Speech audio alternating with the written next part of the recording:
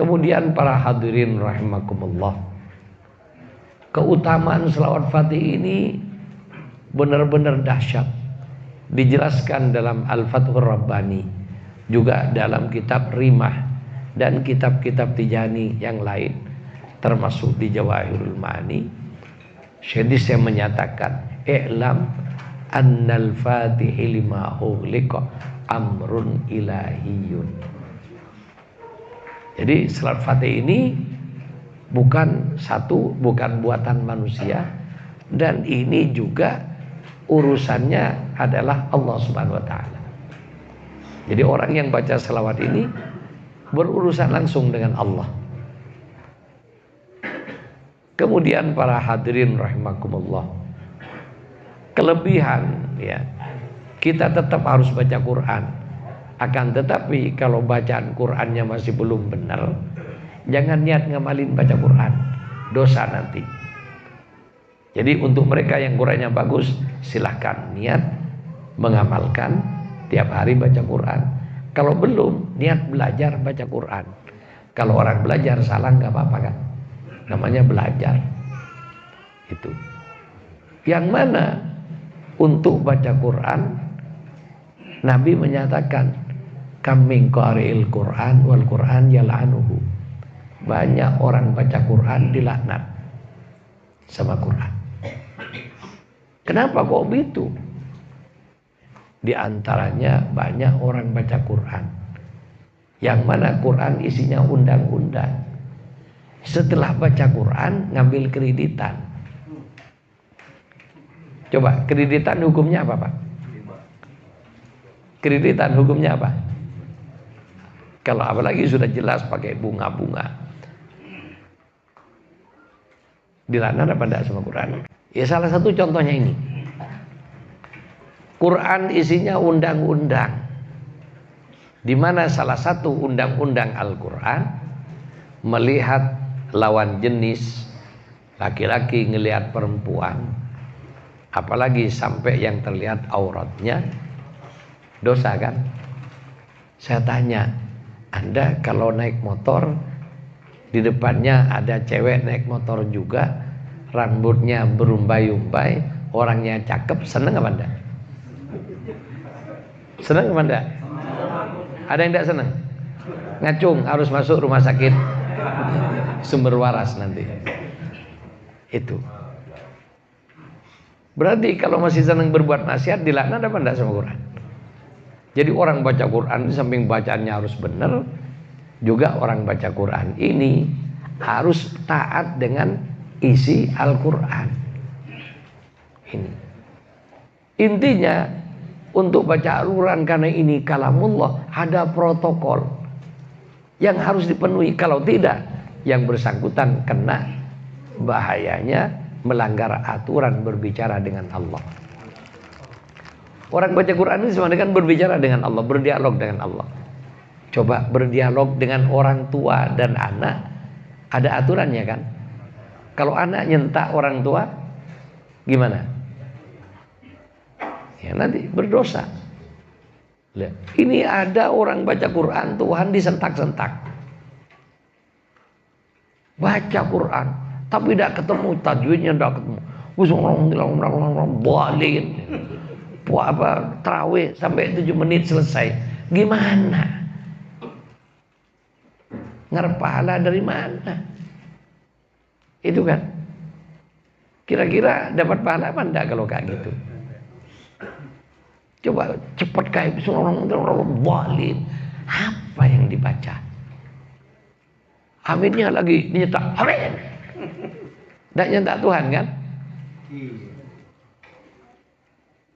Jadi kan doa. Ini karena doa. Amin. Yang sopan dong. Ini sama Allah tidak sopan. Tanpa dibuat mainan. Karena yang tua kayak gitu, anak-anak lebih kenceng di belakang. Yang bapak amin, yang belakang balik.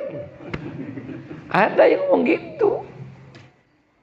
Ya namanya anak-anak tidak ngerti kalau itu perkara sakral. Kenapa? Karena yang tua ngasih contoh yang tidak baik.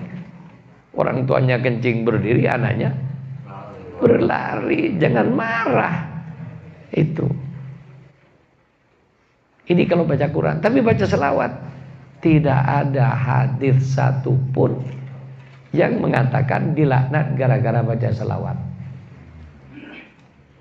Tidak ada satu hadis pun yang mengatakan berdosa gara-gara baca selawat. Tapi kalau orang baca Quran tidak benar tajwidnya, niat ngamalin baca Quran, berdosa karena salah tajwidnya. Tapi untuk berselawat tidak ada. Apa? Menunjukkan martabat Rasulullah sallallahu alaihi wasallam yang sangat tinggi di hadirat Allah Subhanahu wa taala. Kemudian Rasulullah sallallahu alaihi wasallam dijadikan oleh Allah pintu gerbang terbesar untuk memasukkan manusia ke dalam surga. Itu selawat. Coba kita lihat. Jadi adapun masalah keutamaan, ini juga utama dengan pahala bahaya ya. Yang paling utama ibadah di luar sholat baca Quran, paling utama. Kalau ada orang mengatakan lebih utama baca selawat, kafir. Tidak ada yang lebih utama dari Quran. Tapi kalau ada bacaan yang lebih besar pahalanya dari Quran, benar. Itu. Bagaimana coba kalau kita baca Quran? Rasulullah menyatakan setiap huruf 10 pahala. Dengan kelipatan-kelipatannya.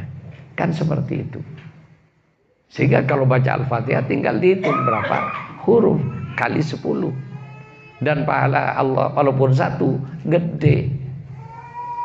Kenapa? Allah Maha Kaya. Jangan dibanding dengan berkatan manusia. Karena kalau orang kampung mungkin di Sukabumi nggak ada. Ya, ini kejadian almarhum Syekhona Kiai Rozak diundang. Apa? Selamatan rumah. Diulang. Kenapa? Doanya terlalu sedikit. Karena pendek doanya, minta diulang, undang beliau. Dipanjangin doanya, tebal juga amplopnya kan. Itu apa? Ya menghadapi orang bodoh, ya dibodohin sekalian kan gitu. Ya para hadirin rahimakumullah. Jadi kalau baca Quran itu pahalanya per huruf 10 kebaikan dan kelipatan-kelipatannya. Tapi untuk pahala selawat,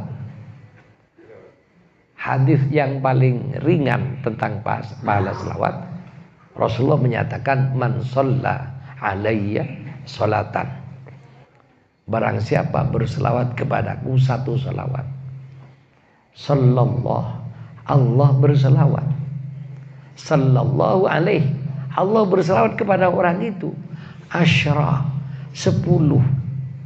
Coba kira-kira kalau kita hitung-hitung pahala, Allah berselawat satu mau dikasih pahala berapa? Siapa yang bisa ngasih pahala kepada Allah? Satu pahala untuk selawatnya Allah.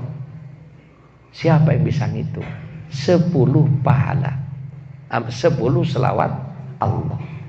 Jadi kalau Allah berselawat jangan dibanding seluruh malaikat berselawat, seluruh manusia berselawat, makhluknya berselawat, seluruh makhluk berselawat, dilipat gandakan berapapun tidak akan sampai sama dengan satu selawatnya Allah.